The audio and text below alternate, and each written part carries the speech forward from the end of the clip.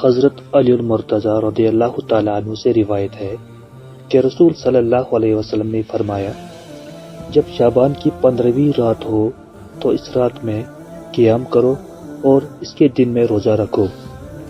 یہ مبارک رات صرف عبادت کی رات ہے، اس میں قرآن خوانی، نعت خوانی اور نوافل میں مشغول رہنا چاہیے۔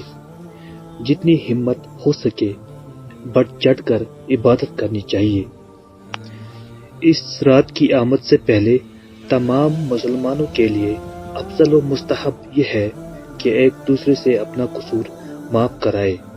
خاص طور سے معصیت کاروں پر لازم ہے کہ وہ گناہوں کے کاموں سے باز آ جائیں جو لیلۃ المبارکہ میں بھی انہیں خدائی پاک کی رحمتوں سے دور رکھتے ہیں، ان کی بخشش سے قریب نہیں ہونے دیتے۔